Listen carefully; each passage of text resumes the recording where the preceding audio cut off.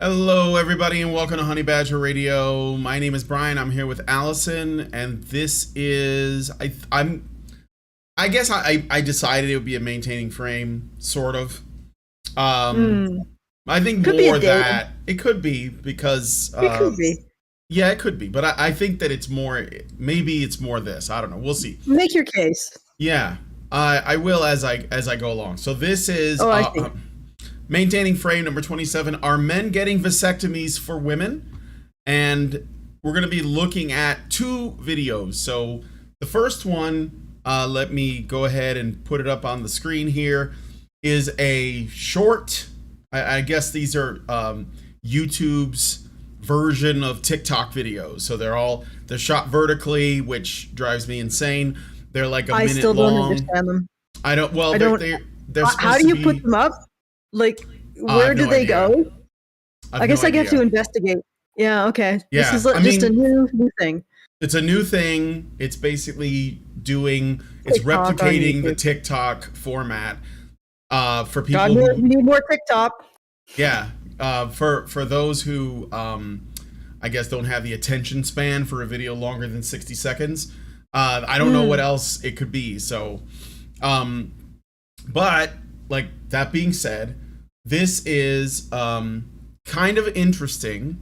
This video now Mm-hmm. that this is it's actually like a brief Roma Army response to another video, but I think that there's something we can say about both. I at first was just gonna get the original source video of this, this lovely lady on the screen, but then I heard Roma's response, and I thought, oh, I think I'd like to add something to that, because I'd like to make comment on yeah, that. I'd like to comment on that.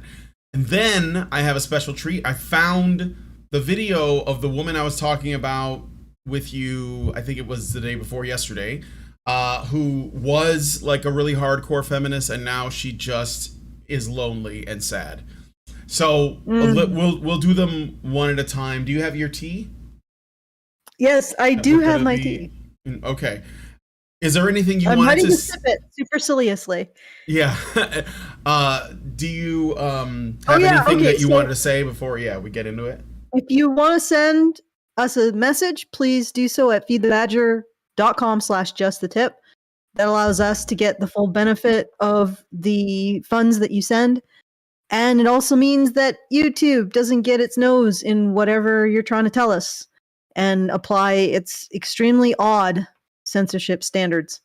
So you don't have to run that gauntlet if you go to feedthebadger.com/justthetip. And please do send us a tip because that really does help out with the monthly cost for running Honey Badger Radio. All right, that is feedthebadger.com/justthetip, which I believe is All also right. in the low bar. Yes. Yes. It Okay, is. great. Then we are good to go. Okay. So let's first get into this now. These videos, these shorts, they're weird because they don't have like a timeline at the bottom. So if I can't jump to a point, I have to play the whole thing. I can You pause just it, need it for the full but ride. yeah, you can't pick the You point can't withdraw at which. consent. No. Once it starts, it starts. So the name of this video is "Where Are the Good Men Researching Vasectomies?" Okay, so let's play this part. Self-proclaimed good guys out there shouting from the rooftops, not all men. Where are you right now with Roe potentially being overturned? You're just gonna sit this one out? Okay, I'm just gonna pause that there. Okay. Okay, is that the totality of her comment? It would seem that is, yeah. Like it's just a short comment, like a gotcha, like a dunk on men. Hey, boom! You weren't helping women. Take that. Why aren't you saying something right now? Of course, I'm sure there's plenty of people voicing their opinions, but yeah, it's just like a quick little dunk on men. And this is somehow something that they have to answer for. Otherwise, and this is the reason why I thought this was interesting, because the woman is basically saying that if men aren't speaking for women, then there are no good men. Because she said, like not all men. Well, then if you are among the not all men, then you should be essentially throwing yourselves onto our perceived, basically onto our desired, position based on whatever, right? It's not. And so, like, that's what she's saying. Men, you have to do stuff for us, otherwise we don't think you're good men. And it doesn't matter what we do. It doesn't matter what we believe, So, what were we gonna say? Well, I would also add to that. So men have to get surgery to remove their fertility in order to make a statement about women's reproductive rights. And I'm curious what this woman has done to actually advance the cause of men's reproductive rights. Because they don't have reproductive rights. This is what's so interesting about this entire conversation. Abortion is about being able to separate consent to parenthood from consent to sex. Men don't have that right. And anybody who thinks they do, I invite you to point to the law like Roe versus Wade that established men's right to separate their expectations in regard to having children from consent to sex. In other words, they don't have to assume responsibility for children if they just because they consented to sex, or actually the current situation is even if they get raped. So if a man gets raped, he still is strictly liable for his responsibilities to the resultant child. So I'd like you to point me, if you are a feminist pro-choice woman, point me to the law that separates men's consent to sex from the assumption of their parental responsibilities, that gives them that right, because that right would be equivalent, considering all the biological aspects held equal, that right would be equivalent to a woman's right to have an abortion. She is terminating her responsibilities to a child at a time in which that requires terminating the child's life entirely. So just point me to that law, because I think that your arguments would be a lot stronger if you zeroed in on the law that has been written that separates men's consent from sex to the assumption of their parental responsibilities. If you zero in on that law and say, let's repeal that law, I think your arguments about the inequality of reproductive law would become a lot stronger. Oh, wait, it doesn't exist because men can't separate consent or even just ejaculation, forced ejaculation, rape. They can't separate that from their responsibilities as a parent. They can't. That's why you're talking about vasectomies as equivalent to abortion, or cutting off men's genitals, or whatever other extreme thing that you're suggesting, forcing them to take neutering hormones, because there is no actual legal equivalent to Roe versus Wade for men, because men do not have the same reproductive rights. And again, if you think they do, I dare you to point to the law that existed sometime ever that separated men's consent to parenthood to their expectation, or the consent to sex, or the fact that men have had sex, any kind of sex, even been raped, and the assumption of their parental responsibilities. Doesn't exist.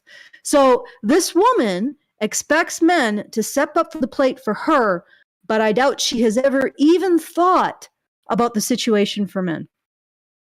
No, in fact, she not. probably the only thought she puts into it is to assume that the situation for men is somehow legally superior to her own as a woman, and she's never even thought beyond that. Never even extended herself to, maybe I should consider thinking about men's reproductive rights. Do they have any? Should I advocate for them? What's the situation there? No, she immediately stomps to, men, you should be doing this to protect me, which is really interesting in a society where that men have constructed for their own benefit at the expense of women. You think that this would be something that wouldn't fly socially, but yet it does. This automatic expectation, asymmetrical expectation by a woman that a man should stand up for her interests, but not have to expect any kind of reciprocation from her. It's fascinating how this seems to be the predominant attitude in a society created for the benefit of men at the expense of women. Mm-hmm. I am fascinated by this. I just want to like clarify that the woman who made the first half of the video that Chloe Roma is responding to, she doesn't specify vasectomies as a means for men to step up and support women in the wake of Roe v. Wade's overturning.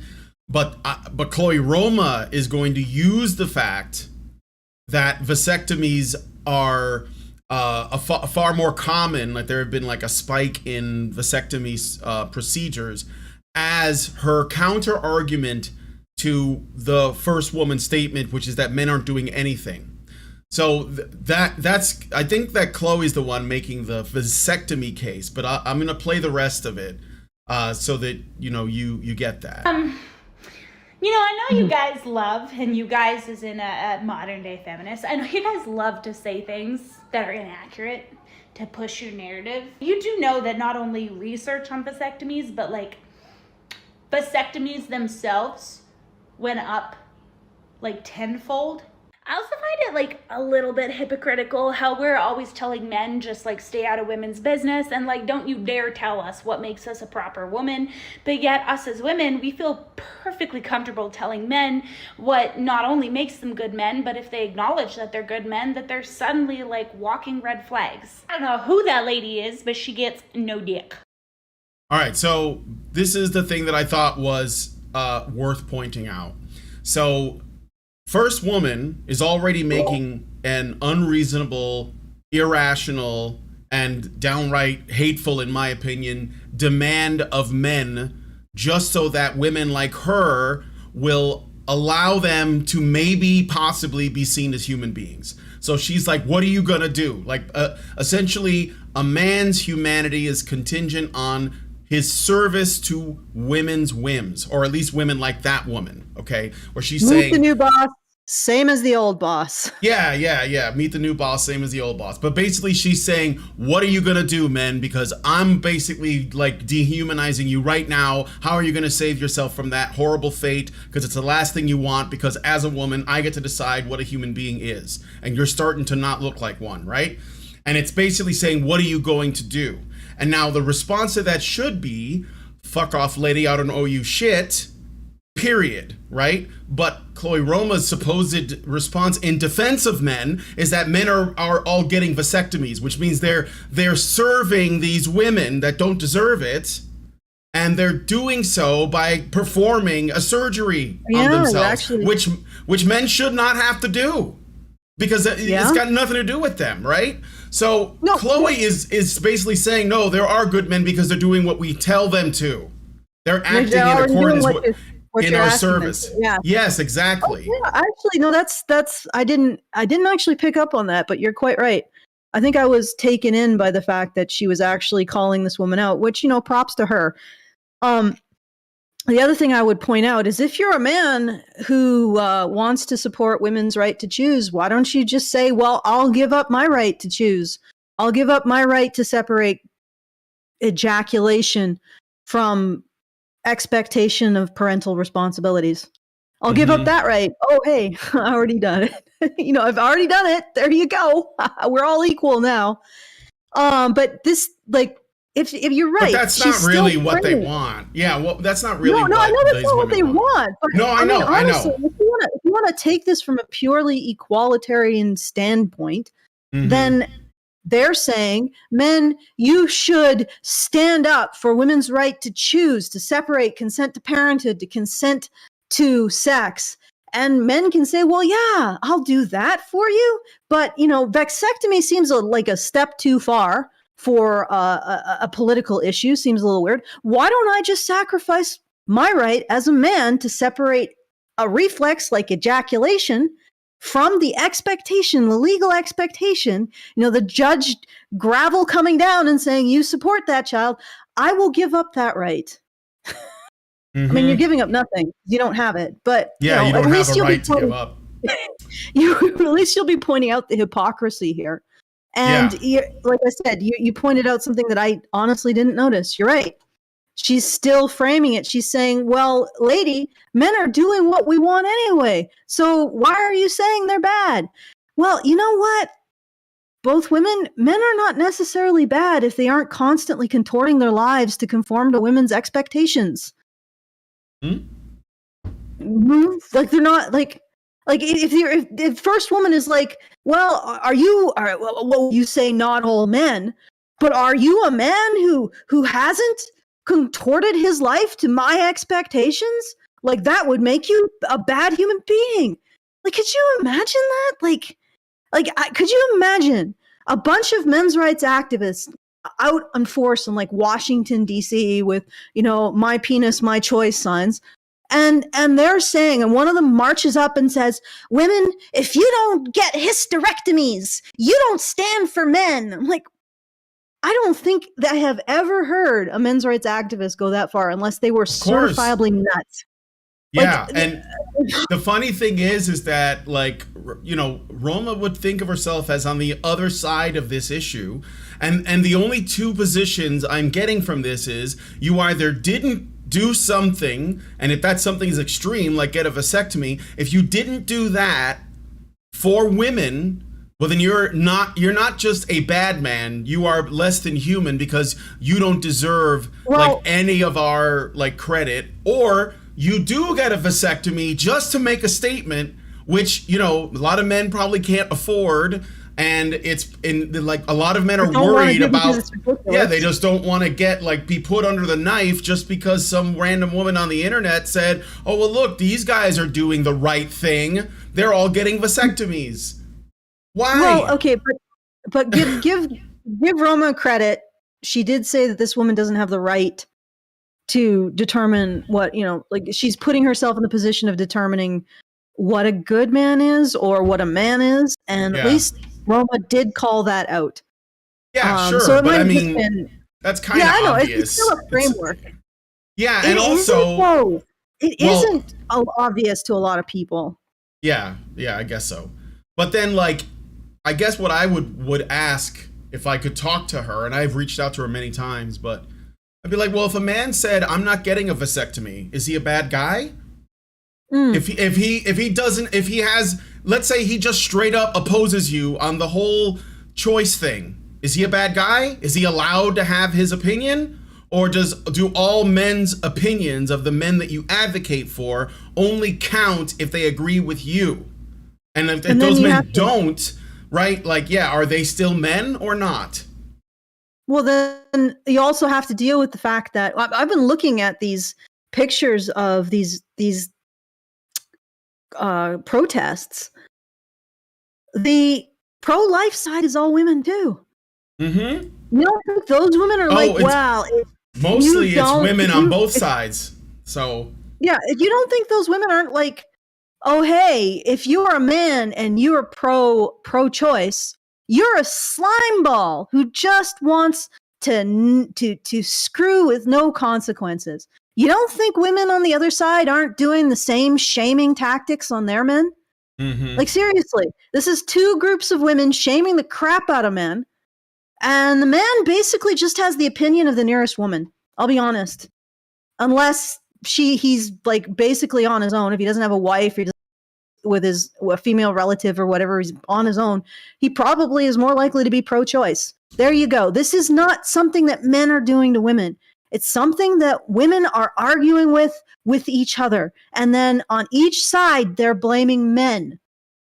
Because the women on the pro-choice side shame the men into having their opinion. The women on the pro-life side shame men into having their opinion. And men generally, what are they going to do? Either way, they get shamed. So they just shut down. And it's not like being able to separate a reflex like ejaculation from the expectations of being a parent is anything that society has ever considered that it wanted to give men. You know, society has never said to itself, you know, maybe we shouldn't force men to be parents. Maybe we shouldn't force men to take responsibility for children they don't want. Maybe we shouldn't force men to take responsibility for children conceived by them having been raped. Maybe we should fix that loophole. Society has never thought in those terms. never gotten to the point of even considering this issue as in anything but a laughing stock. So no wonder men shut out. This is not relevant to them. They know that every time they ejaculate, if a child is conceived, someone's going to hold them accountable. They know that. They know that there's no way that men are ever going to be in a position where they get to have the choice that women have. So it's not relevant to them on a personal level. The only relevance it has is if the nearest woman is pro-choice or pro-life. And if she's pro-choice, they're probably pro-choice. If she's pro-life, they're probably pro-life. Yeah. And if you just ask them in isolation, they're probably pro-choice. Leave the men alone, lady. Leave them alone. They have nothing to do with the argument or this fight. They're basically just doing what women are directing them to. It is a fight between women being enacted by men. And you want to resolve it? These women need to figure it out between themselves. Okay. All right. Well, anyways, that's the end of that. It's not much, but it was good enough to fill. We got half an hour. Yeah, about a half an hour out of it. We got a super chat. Yeah, we got a super chat. So Senior, and then I'll go on to the other video. Senior Sticks gives us $2 and says, "I thought men are not allowed to talk on abortion." Well, that's the main reason why this is really just a battle in terms of like the ideas or the whatever between two groups of women.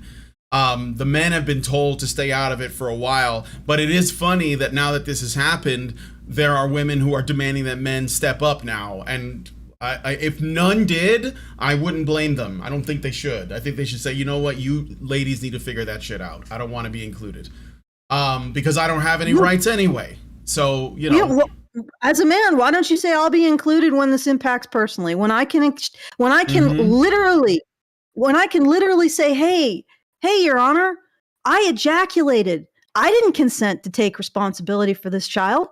All I did was ejaculate. When you can honestly say that, and you can make that distinction, then this is relevant to your life. Until then, let the women duke it out. And it is between women. I don't care what feminists think, or even because the conservative women too, they'll shame men. Both sides will shame men. But it has nothing to do with men. Men effectively have no opinion on this issue. They just have the opinion of the nearest woman. And unfortunately for feminists, there are a lot of women in the US that are pro-life. And they will never agree with the pro-choice position. And incidentally, the Texas law, heartbeat bill, is actually a compromise. Because a lot of pro-life people think that life begins at conception or at implantation, which is like 6 weeks before a perceptible heartbeat. So all of you who are screaming, all of you who are screaming about, the heartbeat bill, that's a compromise. That is a compromise between the pro-life and the pro-choice position. Recognize that. It is a compromise. Okay? And if you are that incensed that you live in a community that wants that compromise or prefers that compromise, go move to a place where your values are more reflected in the law. Okay? California. And I am pro-choice. And also the Roe versus Wade was bad law. Even Ruth Ginsburg said that. Okay? The thing is, Roe v. Wade doesn't have really anything to do with abortion. That's the reason why it was bad law. So the Roe versus Wade being overturned or upheld really isn't relevant to the question of of abortion. That's a separate issue, but it's being conflated because what Roe v. Wade did when it was in place was make it a federal regulatory thing where the central federal government was controlling it wasn't allowing the individual states to come up with their own limits. And now that's been taken away. So essentially Well, just to clarify, the Supreme Court should not have been able to do that because they don't have that kind of power to essentially control federal law. Yeah, they can't legislate from the bench. So now that it's been removed because it's the right thing to do, now it's like, oh, well, the individual states, which is how it was always supposed to be, they all get the ability to come up with their own legislation based on, you know, who people voted for, based on their values, etc. And so Well, it and essentially, yeah. What I was going to say, finish. It essentially, it essentially gives the rights back to the states. So, like, if you live in a state that is more like, you know, pro-choice, then that will be reflected in its laws. And if you live in a state that's more pro-life, that will be reflected in its laws. And that's the only fair way to do it. Just like most other laws, as long as they're not something that is like that the Constitution, which is the central document, as long as it's not affected by that or the Bill of Rights, then everything is kosher. So, but I think that the problem that the pro-choice side has is, just like you said, they're not really interested in compromise. These women, they just want to get their way. You know, like 100%. Like they don't, and it's not just that they want abortions all the way up to like the 9th month, but they want it paid for by the state. So they want it completely paid for, no limits, no nothing. And this Roe v. Wade essentially just gave some states that, you know, don't want to do that, the freedom to make their own laws. So, you know, anyway, it's couple things. One, again, this isn't ladies, because this is ladies against ladies. Yeah. So there are women who can now decide for their communities to what they are comfortable with. These are women who are deciding necessarily for other women, of course, but they are deciding what they are comfortable with. This is literally two groups of women arguing over what makes them comfortable. And the ones who don't like choice, are not pro-choice, are not comfortable with abortions after a certain time. Okay? You want to fight that. I mean, good luck fighting that, feminists, because it's women's power. Good luck fighting that. Yeah. You know, if it was just men who are on the pro-life side, it would be over. Well, first of all, if it was up to men, pro-choice would be pretty much, that would be probably standard. But if it was just men on the other side, you would have gotten your way. But it's not. It's women. It's women fighting you. So women are establishing what they want to see in their communities, in pro-life communities. And it's still a compromise. The heartbeat bill is still a compromise from life at conception versus life at implantations versus life when you can hear a heartbeat. Okay? Yeah. Because there are much stricter definitions of life. And also pro-life people are rejecting abortion, not because they want to control women's bodies, but because they consider life to begin earlier than what pro-choice people believe. Yeah. Okay. So it's an argument over where life begins. Yeah, and it's also an argument over which person's rights we're trying to protect. So I believe that and then we'll move on to the next video, but I believe that the pro-choice woman is basically saying that the mother or the person carrying the baby is the rights that are that she is the most important person in that formula, and the pro-life people are saying no, it's the baby that she's carrying that's the person that, you know, is the most important, that whose rights we should be protecting. And that's that is a debate that they can have. But it should take place. Otherwise, you know, you're just going to get people yelling about these narratives that men are doing this and the Handmaid's Tale and all of that. But like none of that's based in any reality. So, you know, if you're not dealing with the real arguments, then you're not doing anything. You're just throwing a tantrum. So. And the final thing I wanted to say is that throwing this to the states also means that pro-life states can't dictate for pro-choice states what they want to do. Yeah, that's right. I mean, they're probably not going to. They're just going to do their thing. Okay, so what's the super chow that you said we got? Just a second. I need to juggle my various drinks. Yeah. Once again, if you'd like to assist the show and send a message to us that won't be nosed in, go to feedthebadger.com/justthetip. Okay, no more shorts. Gives us $5 and says, if you need to control the playback for a YouTube short, you can replace the quote short / quote part in the address with quote watch $V equal quote. There might be an extension for this. I hate the modern web. Oh, Yeah. so you're saying that you can change the URL so that it becomes embedded just like a regular YouTube video instead of these weird vertical cell phone videos. Okay, that's good to know. Okay. I already know what he Let's do means. that. So, okay, so let's take a look Awesome. at this video. It's called Lonely Single Woman Regrets Being a Feminist. I couldn't find the original, so this is actually uploaded by oh my god, why am I Peter Lloyd. Do you guys remember Peter Lloyd? The suffragette? Yes, the suffragette.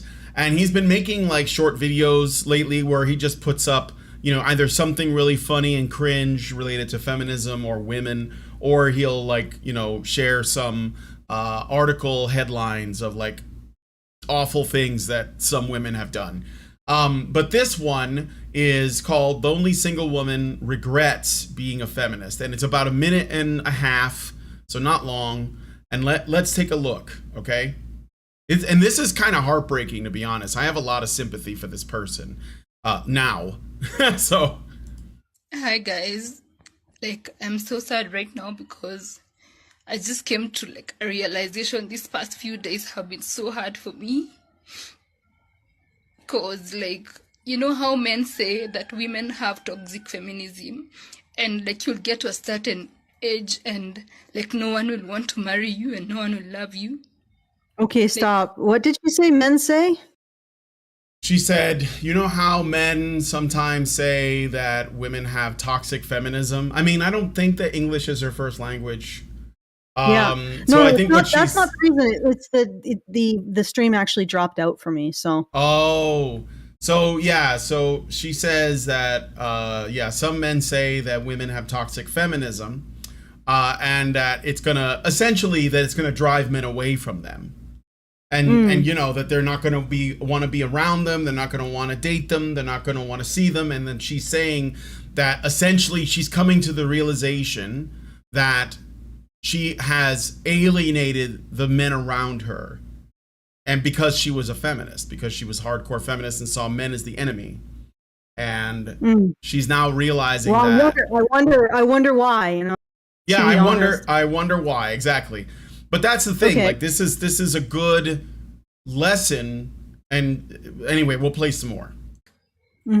I feel like I've gotten to that point, guys. Like I was so hung on to this feminism thing, and I missed out on marriage and on children. And now, like, I'm at a point in my life where, like, I'm so bitter. I'm so jealous of people who have marriages because they are so happy and their husbands don't even cheat on them. And like men are just the best, you know, like right now is when I'm realizing like I can't do without them.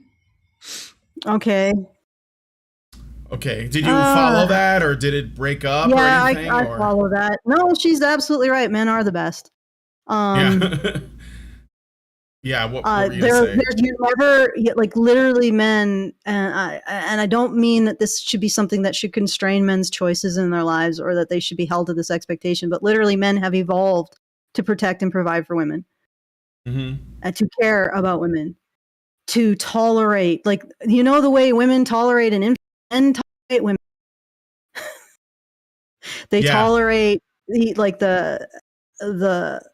the centering things on your own emotion, you know, sucking the air out of the room. And it's just all instinctual. It's just they want to make sure that you are protected and provided for. They are concerned about your emotions. You will never get that from another woman. I mean, you can have a very good companion and another woman won't get those instincts to protect and provide for you. I'm guessing that you will never get another woman that will throw herself in between you and some shooter and take the bullets herself. Okay? It'll be every woman for herself. You know, so your girlfriends, your sisterhoods, no. You're never going to get somebody as devoted to you as a man who knows that you actually love him. Mm-hmm. And so men are great. Men are the best. And incidentally, men are also the best. If you're into prepping and you're a woman, men are the best prep.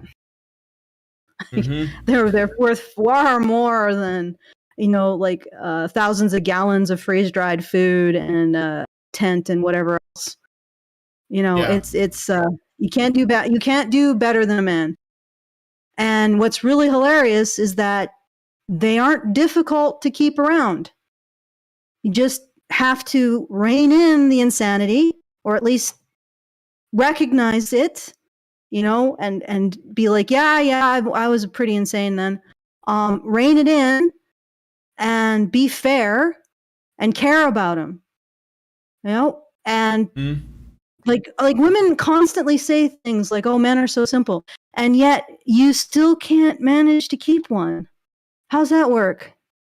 And it's like, yeah, so I agree with her. Men are great. Men are the best. Yeah. And that's not just because my husband brought me another lunch. Oh. And this time it was before the show, so I wasn't constantly hovering over it. She's just now discovering it, so I guess better late than never. So, all right, let's play the rest. Right now I'm like, I don't care like if you are rich or poor, tall, dark, handsome, ugly. I don't care, by the way. As long as you're a man and you're breathing, like, that's the only qualification I need, because I'm just so desperate for a husband. Like, there's a lot of pressure around me, so if you can okay, well, that's baby rabies. I know. Yeah, don't maybe set, baby don't rabies, maybe social don't pressure. settle. Don't. Well, I know that she's. Yeah, it's not fair to a man if she settles. No, it's not fair. No, but I go ahead. I think she's just distraught, honestly. Yeah, no, that's what I'm saying. Like I'm not. I wouldn't like take everything she's saying as like what she literally wants. I just think that she's found herself in a really bad place because she squandered so much of her time essentially just being a feminist, and now reality's coming and she's not getting any younger, and I understand the despair. That's what I'm basically saying. I've seen it in men too that have not like worked on themselves or not like tried to accomplish their goals or figure out what they want, and then time passes and then they realize like how that their life is not, it's finite, and they're trying to figure out like what they can do. And so I have sympathy because I know people, this happens to men and women. Well, she spent her life being a feminist rather than, and honestly, from what I've seen with feminism is you just project your dark side onto men instead of taking responsibility for it. Yeah. So in the end of the day, not only are you in a relationship with a man, because inevitably, no matter how much in love you think you are when the first flush of hormones, you will be projecting your dark side onto him and eventually consider him to be the devil, and then break it up for no other reason than he isn't just humanly able to accommodate all of your needs and fill in all of the holes in yourself, instead of actually working on those skills that get you through growing old. Yeah. Yep. And it's honestly, it's unfortunate. I mean, the only feminists who really win out of all are the ones who are earning, on the top and earning bank off of this woman's sorrow. Like they're just, and ironically, often they are married, and they just go out. They leave their house with their husband and 3 children. They leave behind their sub gimp suit. So, their husband beats them, but consensually, with a safe word. And they exit their house. And as soon as they exit their house and their relationship, that's so traditional, it's sickening. It's like they're like, yep, I'm going to pull up the feminist playbook now because it makes me money, and I'm going to lie my ass off. See, Yeah. and it's freaking, it's actually a little disturbing. Yeah, They don't care. it's true. They're like, you want to destroy your life in order to hand your social power over to feminists who are going to turn around and use it to give themselves salaries, gigantic salaries for no work. They're happy to take it. They don't believe a word they're telling you. They're all laughing behind their backs at you. Yeah. But they're happy to use and they're happy to turn around and say, well, the misery created by listening to us, that is actually the responsibility of patriarchy again. We're going to need to launch another $1 billion awareness campaign. Buy my book to learn more. Yeah, we're gonna launch another $1 billion awareness campaign. How patriarchy is forcing 40-year-old single women to buy cats and be lonely, and we're all going to take like $750 million worth of salary from that, and what we're going to do with that salary is we're going to spend an hour a week doing our nails together. Thank you, ladies. Thank you. Yeah. All it cost us was your misery. Yep. All right. I'm actually really fucking pissed at feminists. The more that I learn about what's going on behind the scenes and the fact that they don't believe this crap. One, they use a patina of authority and expertise to push it on other women, and they don't care about women. They don't care about women. No. Like, they lie about everything, including the idea that they care about women. They use women and men because, of course, there are men who will step up to be the good guy, and while feminists claim that guy doesn't exist, but yeah, you're right. If they don't really care about this stuff. You're always in the state. A man is always in the state of becoming the one good man in the world. He's never right. actually achieves it. Just over that next hill, just around that corner. And remember, you're the only man in history who ever thought to care about women. Yeah, only one. It makes you so special. Exactly. All right, let's finish this video. It's like 20 seconds. And propose, I swear I'll behave and I'll marry you immediately. I'll wash your clothes, I'll cook for you, I'll have your children, and I'll be obedient and a submissive wife, because that is what you guys want. Different culture, I think. I'm no longer a feminist, guys. I'm sorry. He apologized for it. Yeah, it might be slightly, again, assuming that this is legit, which I don't see a reason to not think so. If anyone knows who this woman is, put her name in the comments, because I'd like to try to find her. It could be that, but a part of me suspects that when you are in this state of, despair and loneliness, you might offer to serve, in order to to what is it I'm looking for, to get some recompense, or to show that you no longer hate men or whatever. And that might, when she says I'll be obedient and I'll cook for you and all that, I think that it's probably not servitude that she's proposing, I don't think, but more I'm gonna try and be a good woman, because then she says because that's what you guys want, and I don't think that's what men generally don't. They just want someone who's going to love them and care about them. Yeah, and appreciate them. And if I get sick, Lindsay takes care of me. If Lindsay gets sick, I try to take care of her. So it's not service or servitude. Well, maybe it's service, but not servitude. So I don't know. But I wouldn't want to read too much into it, because again, she's in an emotional state.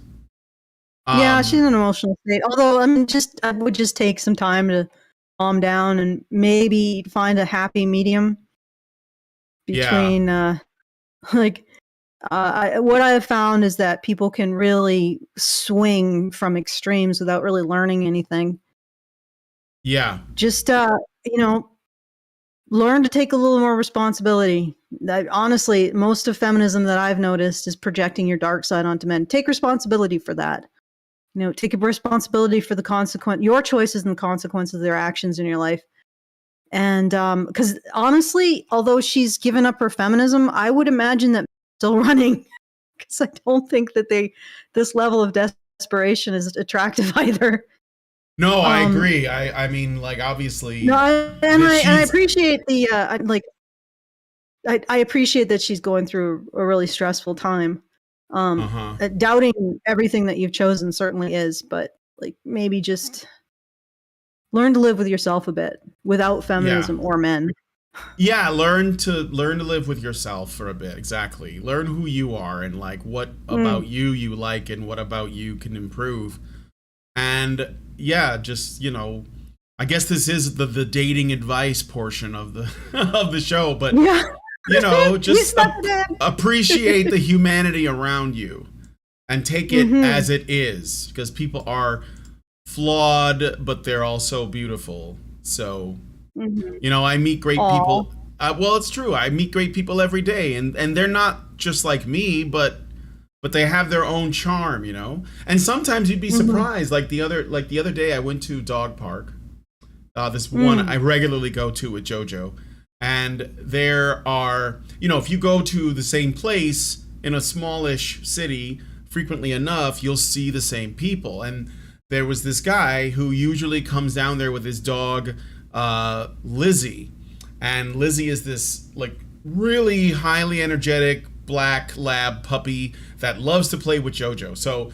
So because they like to play together, occasionally I'll get into a conversation with this guy. But it's usually like, it's nothing. It's like the weather. It's like, stuff like that. Like small talk. And it was a really hot day and we were talking about the weather, and then like it just turned into a conversation about what I do, because he was asking, if I moved to Virginia for work, and I told him, no, I work online, so I could basically do it from anywhere. And he's like, what do you do? And because he became really interested. And he's like this older guy, big mustache. He looks like a Civil War colonel, And very cool, though. Very cool dude. And I told him that this is what we talk about. And usually if somebody asks me, I just tell them straight up. We talk about men's issues, and then I'll list off some issues. And people generally don't have a problem with that. They don't oppose it. They don't think it's weird or anything. And this guy was 100% on board. He's like, man, I've been divorced twice. He told me his whole story, and all of that. And we ended up having a big conversation about all of this stuff, and every issue I brought up, he had an anecdote for. And so by the end, That's he said, for a lot of people. Yeah, I'm sure it is, right? Like even circumcision, he was like, yeah, I know a guy, and he has problems with his junk because of a botched circumcision when he was born. And I'm like, man, that's really fucked up, but this is common, and it's a common experience that a lot of people have. And so he when we were done, just to get to the end of it, we ended up talking about everything. He said, man, that was the best conversation I've had in a really long time. And he said, it's just great to sit down and talk with someone about whatever's on my mind, because, and I said, because I said, like, I noticed that, as a kind of consequence of COVID, and the way the government's handled it, people aren't talking to each other as much because we've been drawn apart for so long that people are having trouble getting that back up again and getting it restarted. And so he was so grateful for that. And I said, yeah, it was good, and I felt really good about that. So, and then he introduced himself. I forget his name. I think it's John. And then he and Lizzie, his dog, they left.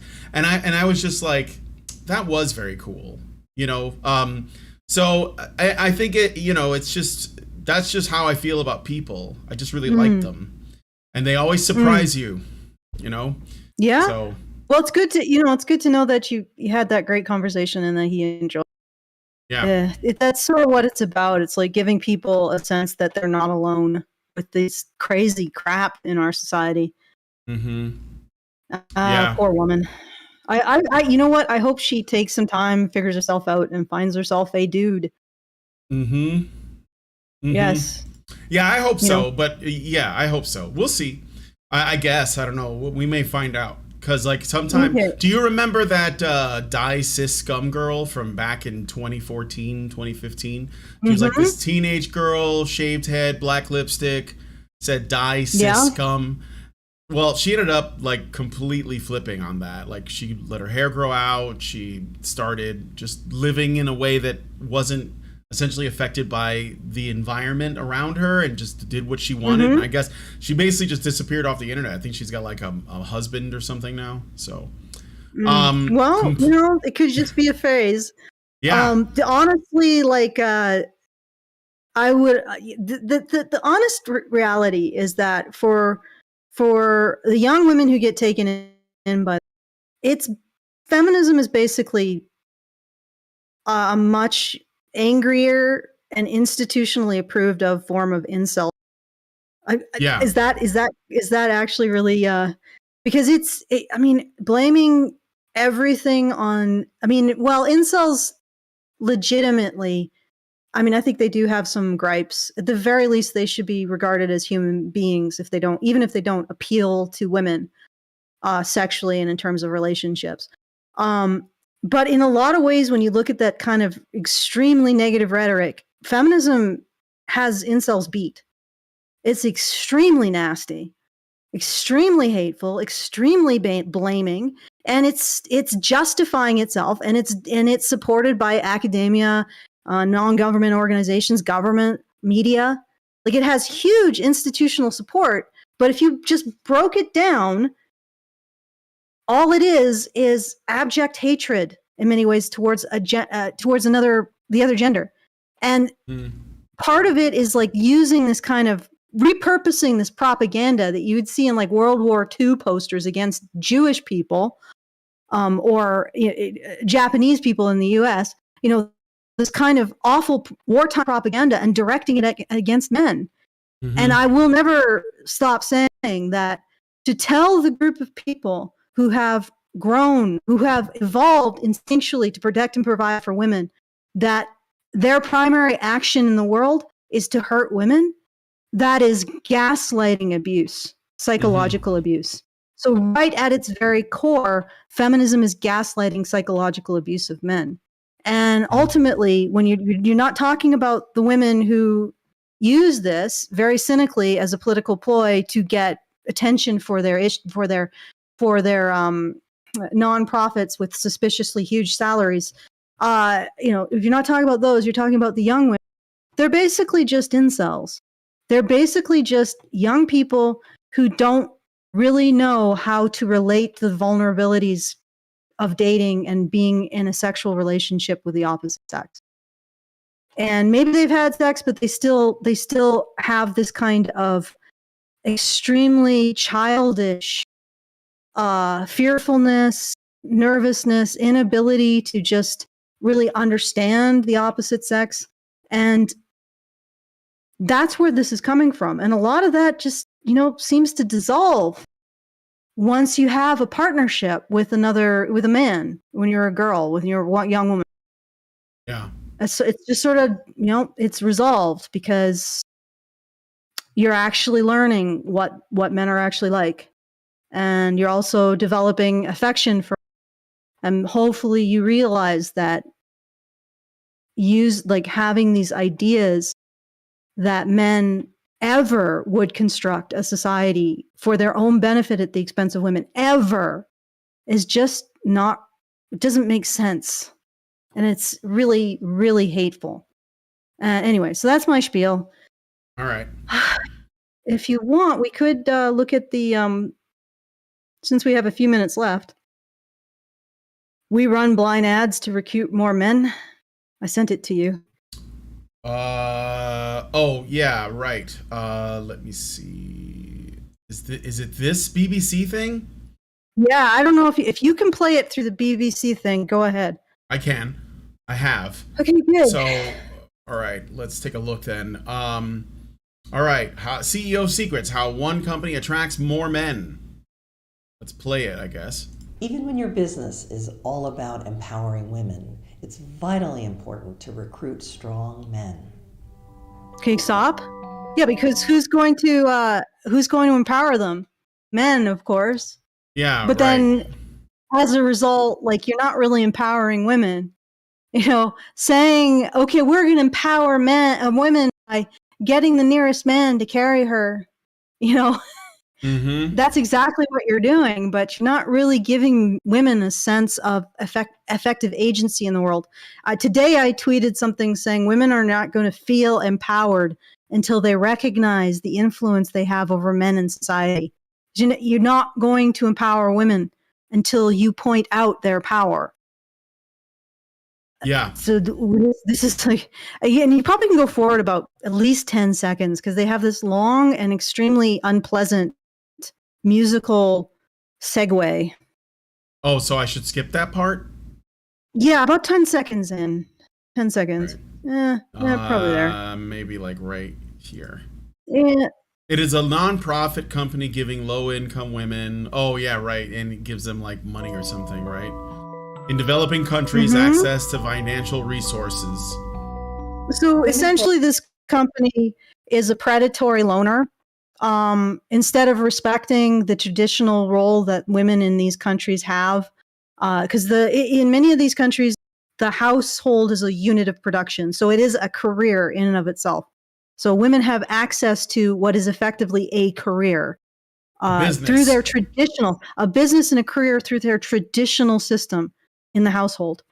And what these individuals are doing is they are downplaying the fact that these traditional societies actually do empower their women with business and career opportunities in the home, which is the safest place to find employment and business opportunities. So not only do women have the opportunity to be productive and have the opportunity to gain status in their community, have the opportunity to have access to education that results in material wealth that they control, and all of that, not only do they have access to that and respect for being homemakers, these individuals are trying to take that away because they want these women to be dependent on, well, let's be honest, the World Bank. Like, they want to smash it open and make them use our currency. It has absolutely but screw nothing to do with empowering women, and everything with going into these cultures, taking away women's traditional forms of empowerment and getting them hooked and dependent on Western financial aid. And it will it'll push those women away from the men in their communities as well, because now, you know, essentially they're going to encourage competition with men, and the duties of a woman, much like you know, in the home, are going to be neglected. It's going to harm their children. It's going to harm their marriages. Not just going to harm their children. It's going to harm every community. If you look at the community as comprised of units of production, each household is a unit of production. These communities are autonomous in many ways, are more autonomous because of the work of these women. So they can survive on their own without the financial system. That's what these people really are wanting to destroy, is this independence, this autonomy from the Western financial system. Now, I sound like a total, I don't know, anarcho-socialist or something. Who knows? But whatever. This is what they want to destroy, you know? And they're pushing this. Yeah. And honestly, it's very predatory, in my opinion, because it comes with a lot of moralizing and self-righteousness. So this isn't just, you know, we're going to offer you a loan. This is, we are going to save you from oppression. From the oppression of the men where you live that you don't even know. The brown men in your life. Yeah. Yeah, we're going to save you from the oppression of the brown men. Because, you know, we are, subtext, the white people who know better. You know, and this is the attitude that is brought to it. And so it's like, and then the other thing is that what's really interesting is, despite the fact that we have this attitude that men in these cultures dislike their women or want to put their women down or don't care about their women. We have this. You can continue to play it. All right. Women's World Banking's name sort of gives it away that we're very focused on the empowerment of women. And unfortunately, we have a lot of trouble recruiting when we use women in cultures that are not white are already empowered. Mm-hmm. Like, the traditional cultures have their own ways of through the roles that they have. This is the most annoying aspect of all, the supercilious self-righteousness of it. We know what's best for women. I mean, we're not saying that Western cultures, mostly white, Western cultures are superior to brown cultures, mostly brown. We're not saying that. We're just saying we know how to treat our women right and how to empower them. And you don't, because you're black. I mean, because you're patriarchal. Like, what is that? What is that? What is that attitude? And again, like, this is something that's incredibly beneficial. The traditional systems that empower women is incredibly beneficial for them. They get control over substantial aspects of the resources of the house and the community. And for example, one of the big benefits is that they will almost always get employment and business opportunities and the opportunity to have subsistence by being in the home. Most of the kids on the street are boys because they don't have that opportunity. You can't say that and say that that is at least somewhat empowering on a basic level. Women are empowered in these cultures to preferentially have a house over their head and a job to do that is beneficial to their community and their family. Boys aren't. If boys can't make it financially or in terms of education, out on the street. That's not empowerment for girls? And that's another thing that they want to break? Okay. Mm-hmm. Ads that we post. So we've taken to running blind ads for certain positions, and we're always really gratified by the number of men who apply because they see the value of the work, but they are maybe turned off when they see the name. Or maybe they just presume that if it's something that's made for women, it's generally going to be hostile towards men. Well, here's the thing. They still think it's a good thing. So even men in these cultures that are supposedly horrible, dire patriarchies that hate women, they still flock to helping them. That's the one I wanted to point out. Yeah. And I think that this woman in the that's like speaking in this ad, based on her last name, Iskandarian, that sounds like it's Armenian. I don't know if Armenians count as white or not, but or Turkish or something like that. Because well, technically they are Aryan. Yeah, I guess. Okay, so let's continue. Whether we're recruiting in India or Indonesia or Nigeria, we are always able to find men who are passionate about the mission and are eager to join the organization. We have some men whose mothers were borrowers from microfinance institutions or really struggled to get capital to start businesses, so they know how important access to finance is for women. All right, I think that's the end, right? Oh, there's a little more. I'm just pausing for the banana because I don't know how the BBC is gonna act. They can be pretty shitty. It's so important. Iskandarian is primarily found in the Americas. The what? The Americas. Oh, okay. Well, I don't know. So other than that, I don't know the origin. It's so important that we have that strong, diverse talent pool to choose from. These are important, complex problems, and we need all perspectives, men and women, coming to the table to solve them. Men and women's perspectives in benefiting only women, supposedly benefiting.